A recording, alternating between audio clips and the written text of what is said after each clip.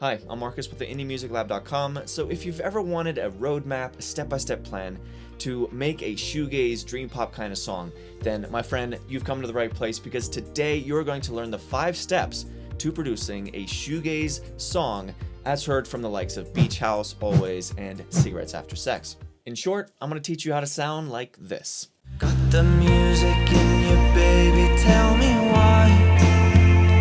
Got the music in you, baby, tell me why. Alright, so before we jump in, maybe go grab yourself a cup of coffee, just like me, open up your DAW, and let's get to work. Alright, the 5 steps to creating a dreamy shoegaze song. Step number 1 is probably the most important step in all of this. This is what makes this sound so memorable, and it's what hooks you, and that is start with a dreamy electric guitar loop.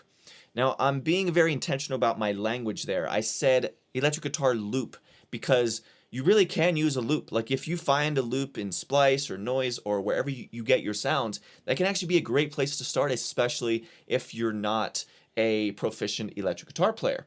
This is one of those genres where you can really get away with using a lot of loops because of the hypnotic, repetitive nature of this genre. So let me play this. This is my remake of the song Apocalypse by Cigarettes After Sex. Sounds like this.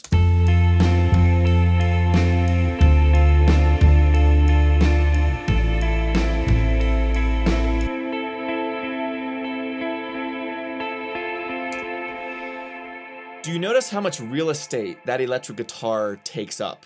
I mean, if you take it away from the mix versus when it's in there, that single-handedly kind of is 60 to 70% of the pie, if you will, of this song is in that electric guitar. So this, if you're doing an 80-20 analysis of what matters the most, what 20% of tracks have 80% of the value, then this electric guitar is a prime example of that. So how do you get this right? How do you figure out this sound?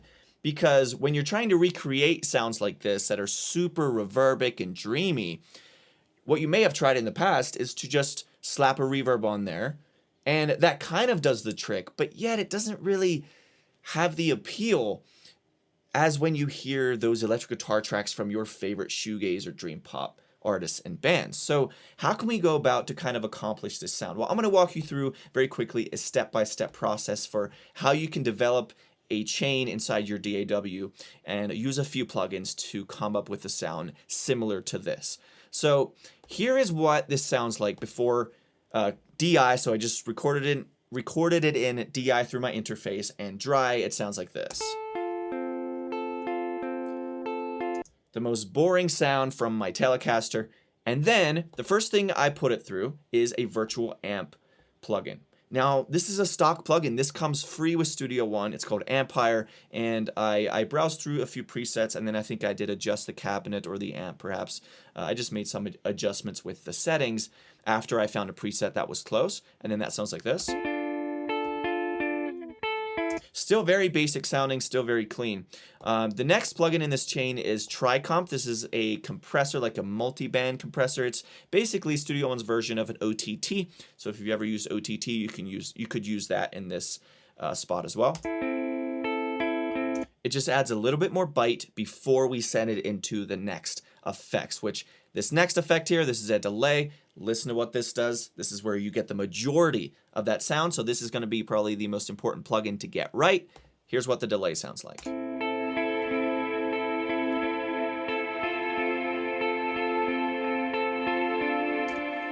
So what is happening here? Well, there's a couple things.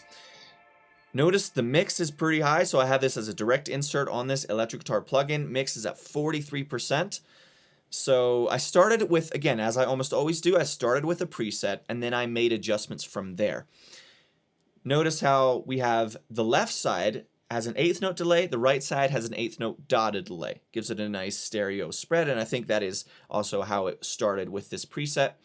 And then a couple important things here is, this is the beauty of Valhalla delay. Obviously, you don't need Valhalla delay necessarily to get a sound similar to this, but if you're in the market for a delay, this is one that I definitely recommend you check out. It's so versatile, it just works on almost everything.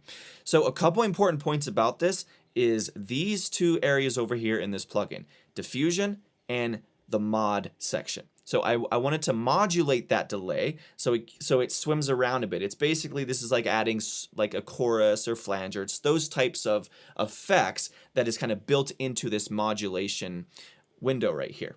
So I turn that on, turn the depth up to 30%, and then the diffusion is basically a reverb built into this delay so that it gives that delay signal a lot of space and swimming around. Because if I turn this off, see, the delay is completely dry. But if I come back here, that's where that space is coming from, right here. And then the modulation as well. If I turn this off, let's come back here. It's fine, but if I turn it up a little bit, notice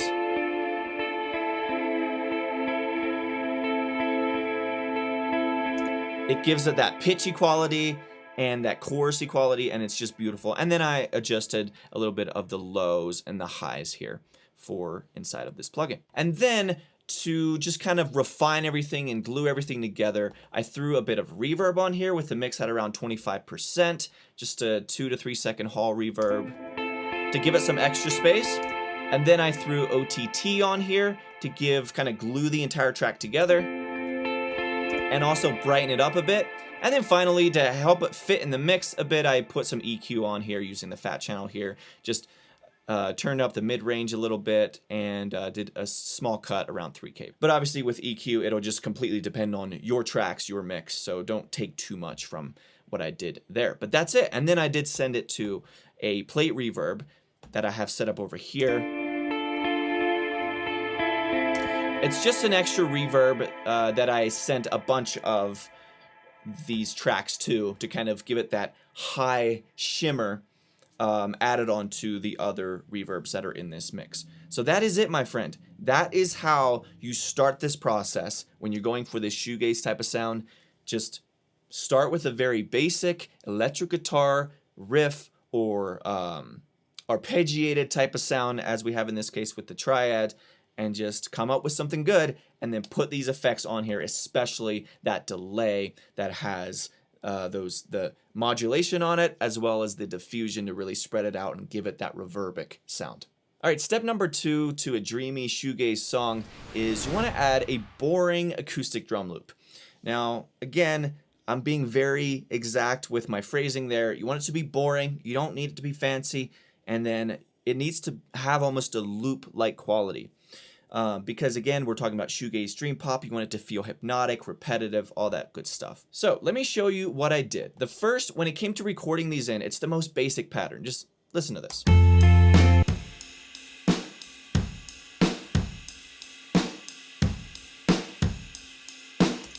Just got the kick, the snare, and the ride cymbal. And it's the most basic pattern. Now, again, as I always say, as you can see here, they're not quantized exactly on the grid. I recorded these in on my pad, and then I did quantize it at 50%, because when you're talking about the latency, it's a bit hard to get it exactly right, even when you want loose drums. So you can absolutely quantize it at 50% if you're recording in and you want to get it a bit tighter, but just don't quantize at 100. Don't make it super on the grid whenever you're recording acoustic drums. So that is all that's happening, and then I just duplicated that multiple times. There's not really variation because you don't really need it in this case. So here is Addictive Drums. Now, as always, I started with a preset and then I just made adjustments from there. So this is one of those things you just experiment, you listen to your ears. Do I like the sound? Do I not like this sound? And then you make adjustments from there. And that's just how you get good at these things. Now, a couple key points I will point out here is the ride cymbal. So I'm going to click up here on the ride. Notice how so this ride cymbal is being sent to the overhead mics and the room mics over here. But notice how I've got it mono. It started out this way. These were 100% wide. And that sounds like this, which is fine. But I think it sounds better with the ride cymbal very mono. Listen. It gives that ride cymbal its own lane so that not everything is spread out across the stereo spectrum. You want to give certain things their own place, their own lane, and you don't want to spread every track out and make everything stereo. And another thing that I'll point out here, and this is very specific to this genre as well, is notice how almost everything except the snare fader here, these faders are all turned down. And the reason is because the overhead mics and the room mics. So if you imagine someone setting up to record an actual drum kit, an acoustic drum kit, you'll have, a mic on the kick drum, a mic on the snare drum, on the hat, and then you'll have your overheads and your room mics. Well, the overhead mics and the room mics give you more of an ambient, slightly more distant sound. And that is generally better for shoegaze and dream pop. So that's just another thing to keep in mind, is you don't want the super up close sound of the kick or the snare, generally speaking. And so I just went, the majority of this drum sound is coming from the overhead mics and the room mics. It just sounds better to me. Versus the super up front sound. Right? It's too up front. It's too up front. And that is what's happening inside of Addictive Drums. Now, one more thing. So I did add RC20 to this. If you've been watching my stuff for any length of time, you know how much I love RC20, especially on drums. Listen to what effect RC20 has on this drum kit. Just incredible. It just warms it up. I experimented with the space knob, which I don't use that much generally, but in this case I thought it sounded awesome. That's why you get that nice decay, that nice little echo. And I started again with a preset Vinyl 3, and then I adjusted it from there. Noise, if you listen to the original by Cigarettes After Sex, you'll notice that this song has a lot of that noise coming in, right? And so that was an important component that I wanted to make sure I emulate in this remake as well. And then I got some distortion, some space, and then a little bit of filtering on the top end as well, so it kind of warms up the sound so it's not as sparkly. And that is a big part of what gives it that vintage analog flair. So here is what the drums sound like. From crumbling bridges, watching cityscapes turn. Notice the ride is down the middle, right? Helicopters crashing in the ocean from way above. Oh, and speaking of stereo versus mono, one thing that I should point out here also is that I did adjust the width inside of RC20. So when the sound came out of Addictive Drums, it was fairly wide, but then, although we did obviously make that ride cymbal very mono, but then I just thought it sounded better to make basically everything pretty mono, and so I put the width down, basically went minus 45%, so that it becomes more mono and more focused. Again, I'm a mono guy. I love things, individual elements or groups of tracks that are more mono, because it frees up space on the sides. It allows you to really hear these acoustic guitars when they come in. Music in your bed. Right?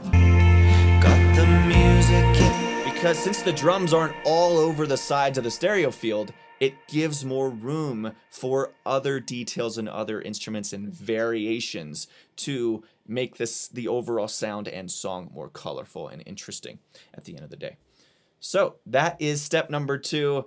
You gotta just add a boring drum loop. All right, step number 3 is gonna be super short. All this is you wanna add a bass guitar track that follows the kick. That's all we're doing, just a very simple track that follows the pattern of the kick drum. And here's what the bass sounds like. And obviously we're just following the chord progression and then following the kick when it comes to the timing and rhythm of it.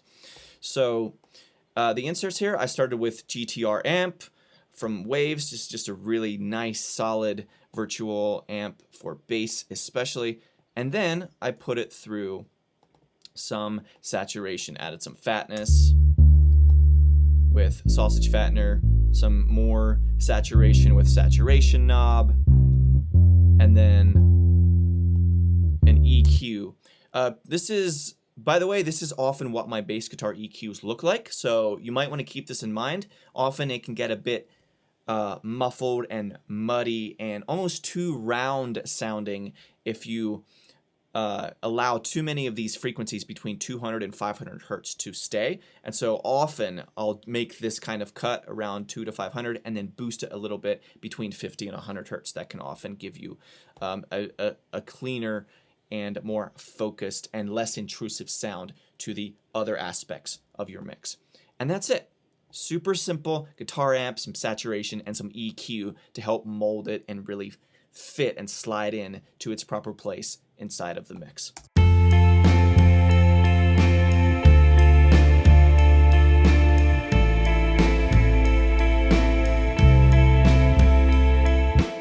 All right, let's move on to step number 4, which is dial in the vocal. So the vocal is critically important as well. I would say it's right alongside the Dreamy electric guitar as far as how much value it has and how important it is that you get this right. So here's what the vocal sounds like. From crumbling bridges, watching cityscapes turn to dust. So let's walk through very quickly, step by step, what does this chain look like? How did I get this sound? So I'm going to walk you through here. The first thing I started with after I recorded this in is a de-esser. This is Waves de-esser. That's all we're doing. And then I put a bit of tuning on here by Waves Auto-Tune. Nothing too crazy, just enough to tighten it up a little bit. And then after that, I have some compression. I have this compressor. After that, I have an EQ, kind of making some cuts in the low mids. By the way, if you want to learn more about EQ specifically, I'm going to leave a link below to my visual guide for fixing vocal EQ problems. So if you want to know why I made these cuts, that is really going to help you to understand the why behind why we make certain moves with EQ, and it'll really help you if you have this problem. Here's how you fix it with an EQ. So I'll leave a link in the description below for that. So, once you've gone through all the basic stuff, you've gotten good compression, good EQ. Here's another compressor I have here, by the way. This is the fat channel compressor right here. It sounds awesome. Filming helicopters crashing in the ocean from way above. And I'm pushing that compressor pretty hard, and it sounds really good. Then after that, we have some saturations. I wanted to add some high-end color, some crispiness to the tone. Oh, there's so many spaces. There we go. Music in you, baby, tell me why. As you can hear, it adds a bit of sparkle to the top end. I generally prefer to add a boost on like a harmonic exciter or saturation plugin in the high range rather than simply boosting an EQ. It just generally sounds better to me. And then after that, I threw another de-esser on at the end of the chain and then finished it off with some more saturation. Got the music in you, baby, tell me why. You've been locked. And then we'll talk about that delay here in a second. But first, we do have that reverb. From crumbling bridges, watching city. And that's what you hear there. So here's without the reverb. Escapes turn to dust. And here's with the reverb. Filming helicopters crashing in. So I'm just using Valhalla Vintage Verb in this case. I started with a preset and then made some adjustments.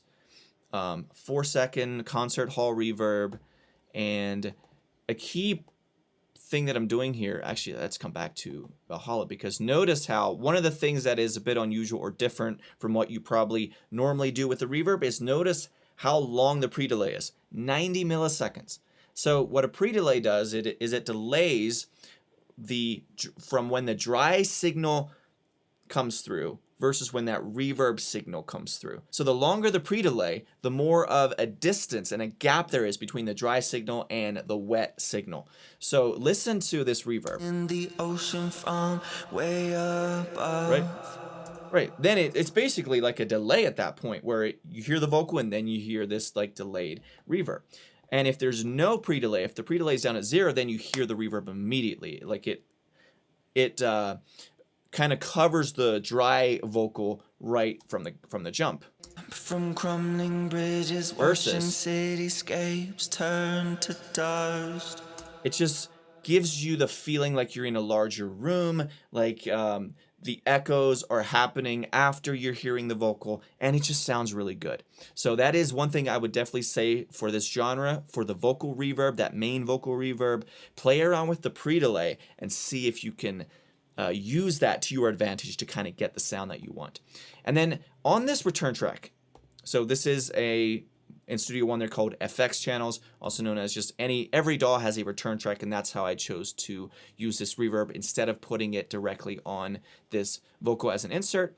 I generally like to put reverbs on return tracks, mix it 100%, and then I'll send the vocal track to that using the send section here.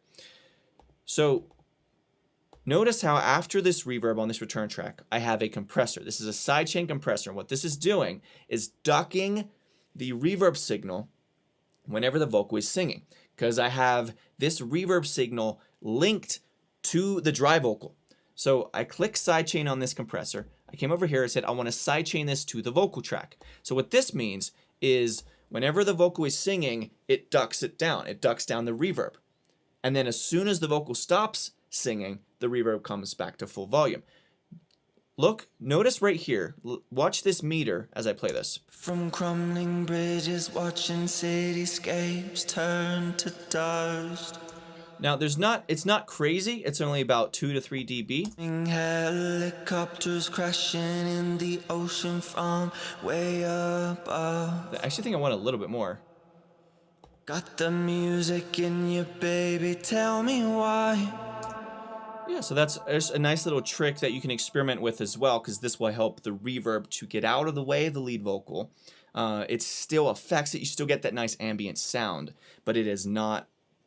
But it still allows the vocal to kind of cut through the mix and be heard better than if you don't have a sidechain compressor on this reverb. I don't do this on every vocal reverb. Sometimes I use a sidechain compressor, sometimes I don't. So it's just one of those skills that you want to know how to do it, learn how to do it, and then implement it whenever you need it. All right, when it comes to the vocal, let me share with you one more quick thing, and that has to do with that delay. So notice how there's no delay here. From crumbling bridges, watching.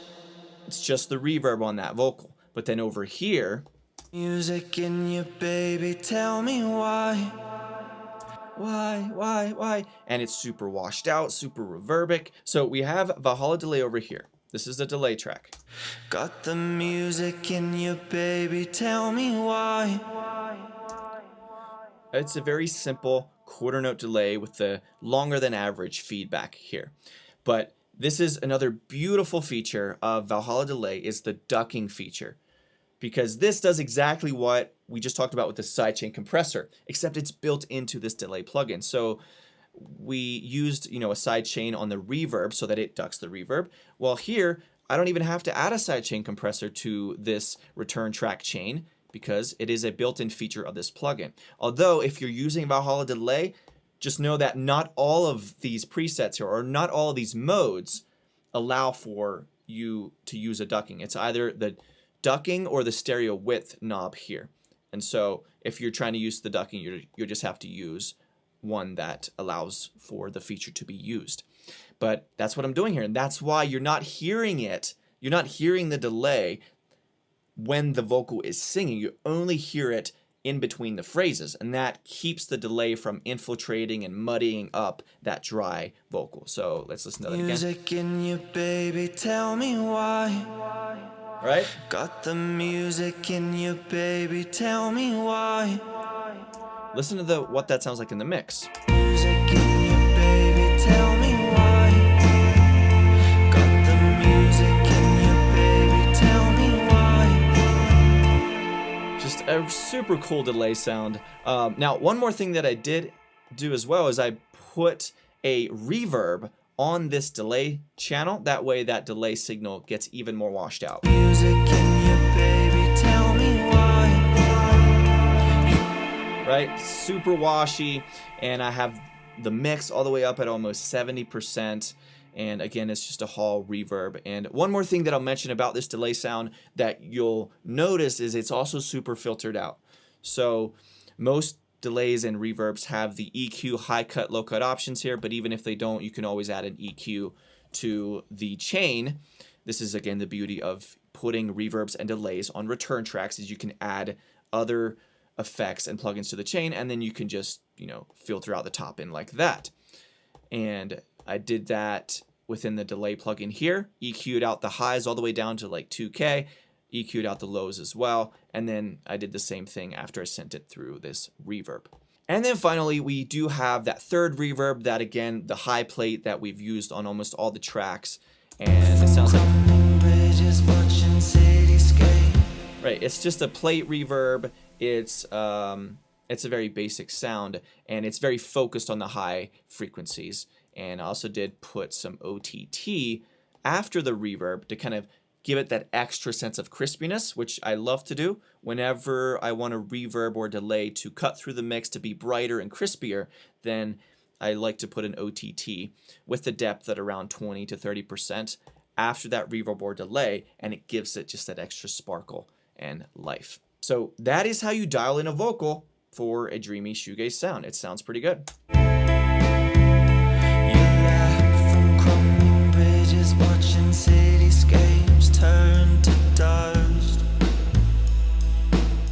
All right, and finally, step number 5 to producing a dreamy shoegaze song is to just finalize the details.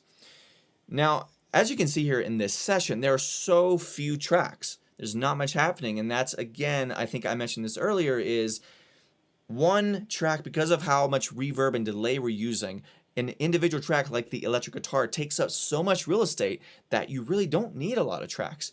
And so, but you do want to generally add some additional tracks, if for no other reason than to add variation to the song, to make the next section more interesting than the previous one, or just different than the previous one.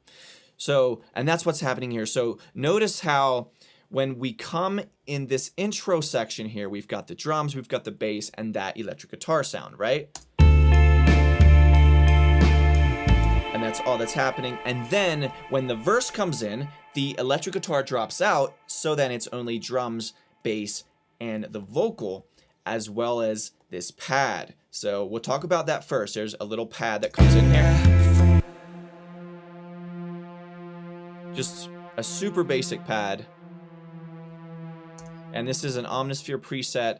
But again, if you're going for basic pads like this, you'd be hard pressed to not find a pad that sounds good like this as a texture piece to add to your production.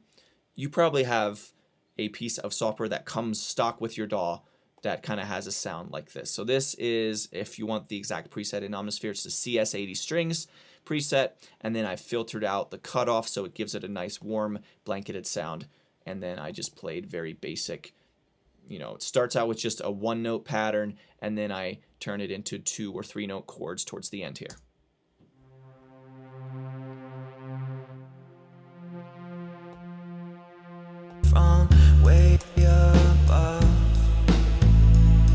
Okay, so we added that pad. Now notice what comes in here. Got the music in you, baby, tell me why. So, the difference between this half of the verse and this half of the verse, as you heard, is basically threefold. So you've added that tambourine, which just adds, it's such a simple thing, but it adds so much life, right? Music in you, baby, tell me why. Beautiful. So this tambourine, literally I have my tambourine.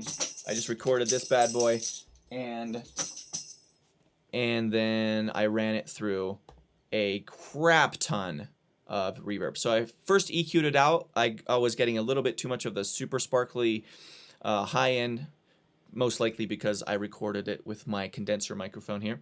So I needed to warm that up just a little bit. And then I drenched it in reverb. 80% mix knob, 11-second hall reverb, because when you hear it, that's what your ear wants to hear, that super sustained, long, drawn-out reverb tail.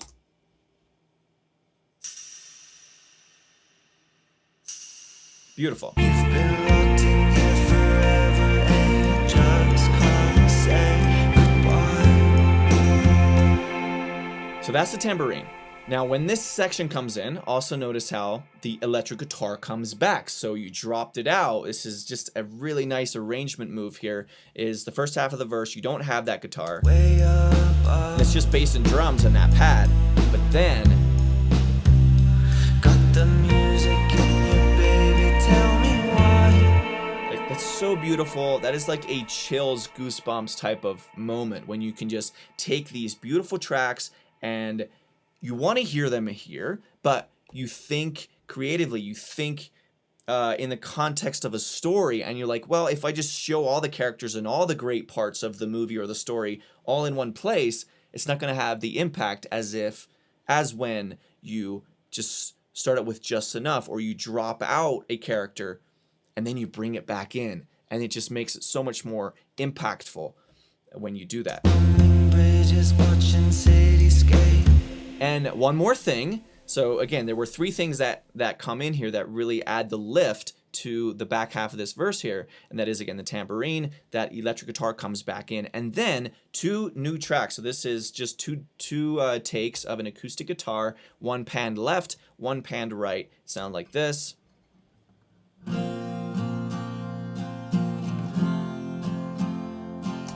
I'm just doing basic chords. This song is in the key of F, so I just went capo 1 and played E shapes, and that's what we're doing.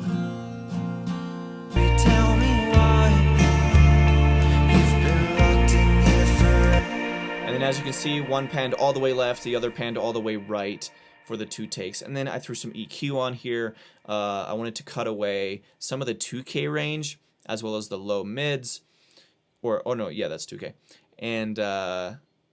And then I also sent it to that same high plate reverb. Not much of it, just to give it some amount of space. I sent both of these guitar tracks to that high plate that, again, we are sending almost everything to in very small doses. So again, when you're finalizing the details, a big part of this is simply to add variation and to keep the interest, to keep your listener's interest as repetitive and as hypnotic as you want these songs to be. You still want to make sure that you add sufficient variation when you're doing this. So that is step 5. That is how you create a dreamy shoegaze song, the likes of Cigarettes After Sex. So if you enjoyed this video and you want to dive deeper, especially if you want to learn about vocal EQ, then I've got a link in the description below. It's the visual guide for fixing vocal EQ problems. This is going to give you a framework and an understanding of, oh, if I have this problem, if your vocal is too muddy, I show you visually, make this cut. If it's not bright enough, if it's not cutting through the mix, make this boost. And it'll give you so much clarity. So I'll leave a link in the description below for the visual guide for vocal EQ. Thank you so much for watching this video, my friend. I really hope you found it valuable and informative.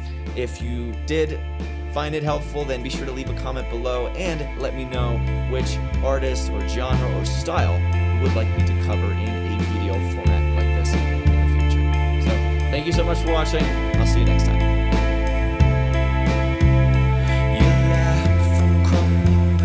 Watching cityscapes turn to dust, filming helicopters crashing in the ocean from